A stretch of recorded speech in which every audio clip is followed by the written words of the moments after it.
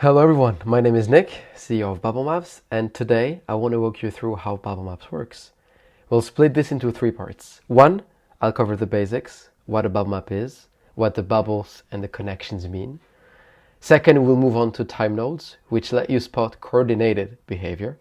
And finally, magic nodes to unlock even deeper insight. Let's jump in. So first, what is Bubblemaps? It's an on-chain analytical platform focusing on making on-chain data more accessible, transparent, and efficient. And most importantly, it helps you visualize token ownership. To explain how it works, let's look at the bubble map of Uni, which is the governance token of Uniswap. There are three important rules. Rule number one, bubble map shows the top 250 holders of a token, in this case Uni, as 250 bubbles. Those top holders appear as a list right here, and of course, the more Uni you own, the bigger your bubble. You'll notice that some wallets are hidden by default, such as exchanges and contracts. Keep that in mind, I'll get to that point later. Rule number two, a bubble map always represents a specific moment in time. By default, it shows the latest states of holders, how things look right now, and here at the top you can see when the map was last computed. Oh, and by the way, you can rewind the tape and see the map of Uni at any point in time.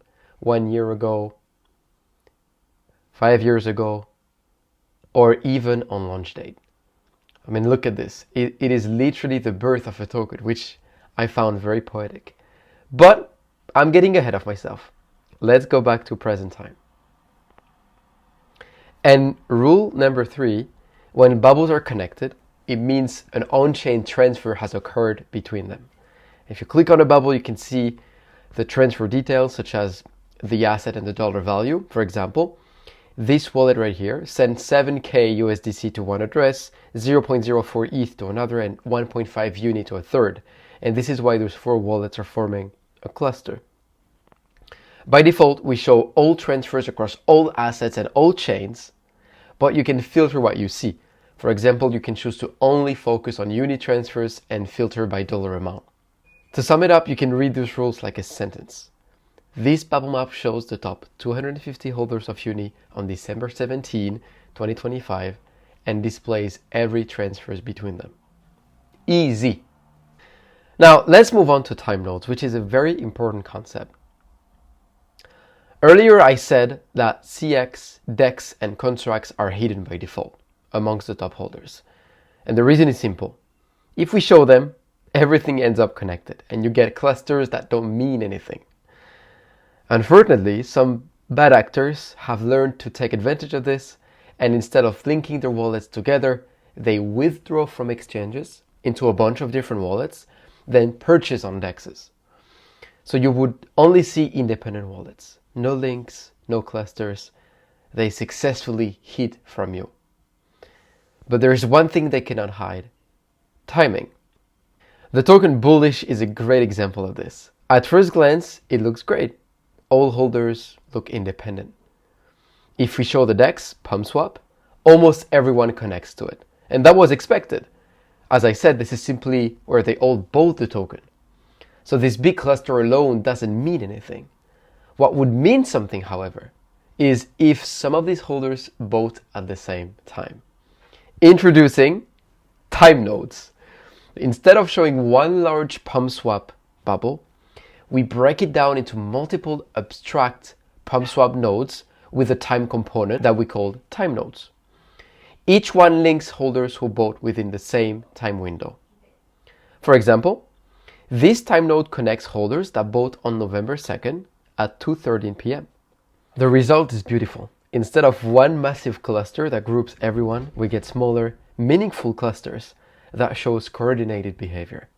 You want to see another example? How about a controversial one? Let's look at the bubble map of breadth on base. First, let's go back to the launch date.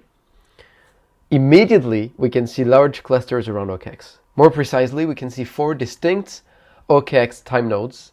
And what happened here is simple. A large number of wallets were funded in ETH from OKX in separate batches. Those wallets then purchased bread. And at the time, nobody knew and the token exploded in popularity. But the reality was sinister. Around 80% of the supply was controlled by one entity at launch, which hurt the token in the long run. Last but not least, the missing piece of the puzzle, magic nodes. As you know, by default, a map only shows the top 250 current holders of a token. That's a good start, but sometimes the most important wallets are not holders. Introducing magic nodes. Starting with what is probably my favorite use case of all time, Shiba Inu. The map looks fantastic. There's only a cluster holding 3% of the supply. Nothing to worry about, right? But look again, 161 magic nodes are ready to be added. So let's click. And boom! All the bubbles with dotted borders are magic nodes. And just like that, our original cluster jumps from 3 to 9%. That's $700 million. And for me to tell you what a magic node is, I want to tell you a story. SHIB launched in 2020, and back then, one very early investor bought 10% of the supply in a single wallet. Of course, people noticed and became nervous. Is this wallet going to dump? So this guy had a brilliant idea.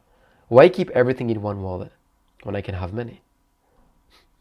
We jump in time. March 2021, this wallet started splitting his bag across multiple addresses. Nothing crazy at first, just testing the waters. Then November 2021, things escalated. Over a short period of time, the funds were split across 14 fresh wallets. Now fast forward to July 2023, and this is where it gets really intense. Look at this central wallet. After sending out funds again and again, it's now completely empty. And here's the catch.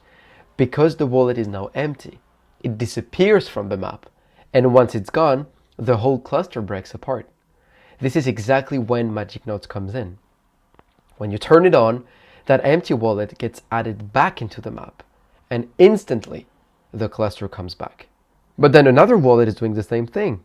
This one. He's now sending tokens to fresh wallets, doing this more and more until he disappears.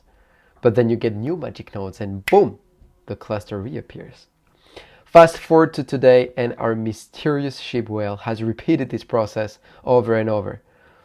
The supply is now spread across 140 wallets. And if you turn off magic nodes, you're basically blind. Turn it on and you can see.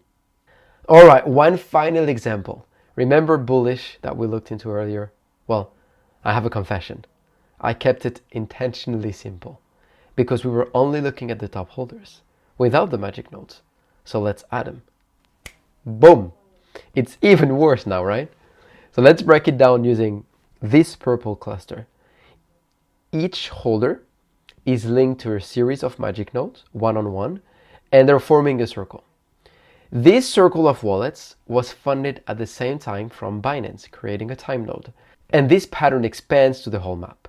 When you put it all together, it leads to one conclusion. The token is 80% bundled. And for the final part, here are some few extra tools if you want to go full on-chain detective. First, we've built a block explorer directly into Bubblemaps. If you rewind the map of Pepe back to launch date, you can already spot a big cluster around an exchange time node. Now, let's say you think this large holder might be a part of this cluster. Well, you can dig in yourself. Click on the wallet, then show all transfers. From there, you can see every wallet it interacted with and choose to add any of them to the map. For example, here, I spot an HTX deposit address. I add it, and immediately it links back to the original cluster. And if you find something worth sharing, just hit save. This creates a frozen map you can send to your friends, analysts, or post online. And that's how you move from looking at bubbles to doing real on-chain investigations. That was Nick. Thank you for your attention, and see you next time.